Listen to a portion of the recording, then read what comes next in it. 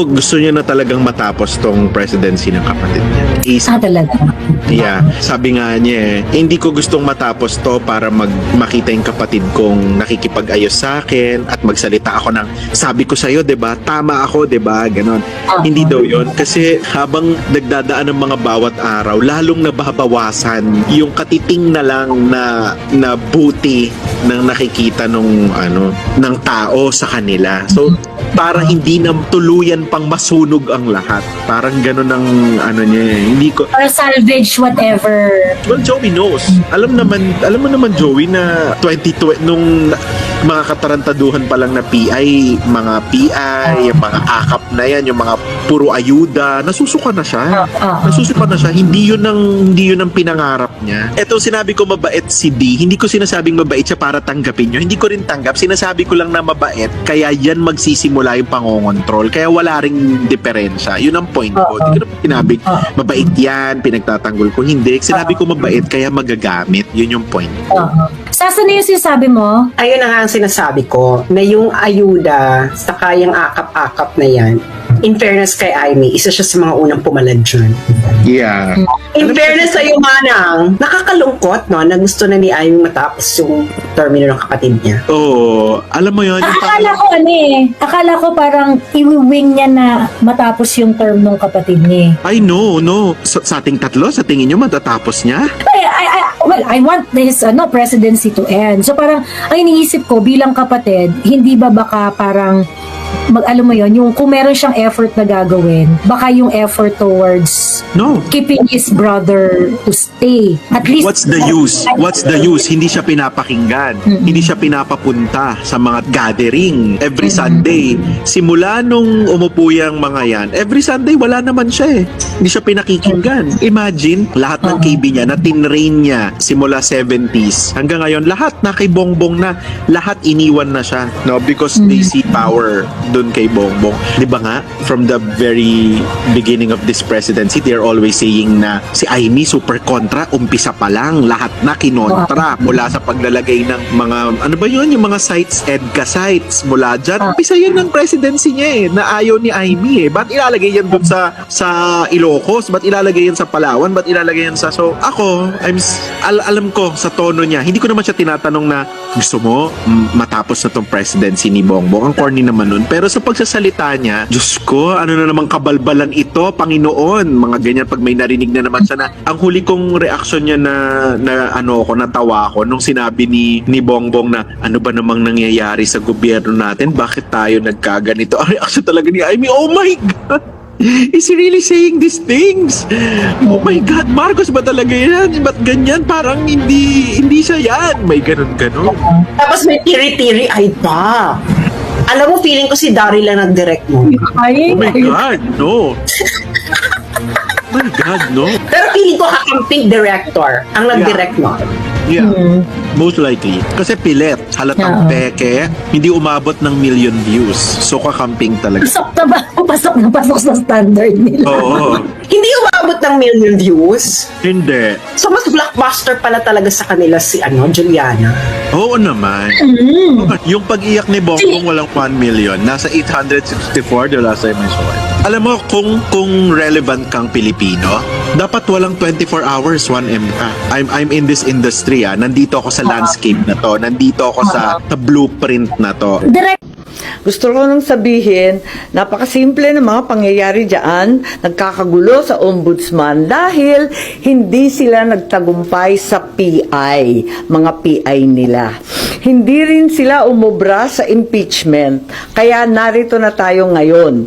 Ipipilit nila na si Boying maging ombudsman para ipakulong si VP Inday Sara bago mag-2027 at hindi lang si Inday Sara, kundi lahat ng mga Duterte, kaalyado ng mga Duterte, baka pati ako. Yan ay sa gitna ng paghihirap ng mga Pilipinong binabaha ng tubig, ng korupsyon at ng kawalang aksyon. Tinutukan ko ang Plan A nila na People's Initiative Chacha. Binuking ko ang Plan B, yung impeachment, para mawala sa landas nila si VP Sara sa 2028. Ngayon, nasa Plan C na po tayo, sa Ombudsman naman.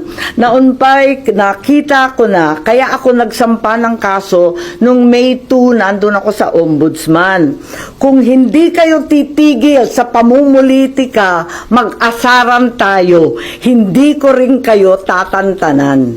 Dapat, imbes na linusta yung kabanbayan, ako na magsasabi, masama man ang loob ko, masama man ang loob ninyo, kahit kapatid ko ang nakaluklok sa poder, ang totoo, sayang ang pinaggastosan ng ating bansa. Inubos bilyon-bilyon sa ayuda at pamimili ng boto. Sabihin na natin ang totoo. Ang halalan ay talagang, tama, inaaway na naman po ako ni BP. At parating sinasabi, paltan mo na kasi yung apelyido mo. Sabi ko, ang problema yung nakaupo, walang apelyido kasi tambaloslos. Romualdez po yun at Araneta, sila yung lulong at lalay. Maraming nalilito kung bakit ako ay tumututol sa napakaraming linalabas na polisiya ng aking kapatid. Tulad ng sinasabi ko, mahal ko ang aking kapatid. Hindi magmamaliw yan kailanman. Kaya lang, hindi ito ang turo ng aking ama. Kung buhay yung tatay ko, kaya ako pumunta sa puntod, sa libingan, talagang masasabon kami ng bonggang-bongga. Hindi talaga siya papayag ng ganito. Bongbong Marcos, nalulungkot lang ako kasi 36 years namin inasam-asam ito, pinagtrabaho, pinagdasal. Nasayang Martin Romualdez, abay pwedeng sabihin na iinis ako. Nagagalit ako, hindi lang simpleng inis, naggagalaiti pa. Lisa Marcos, hindi ko naman kamag-anak yan, hindi ko naman ka-ano-ano.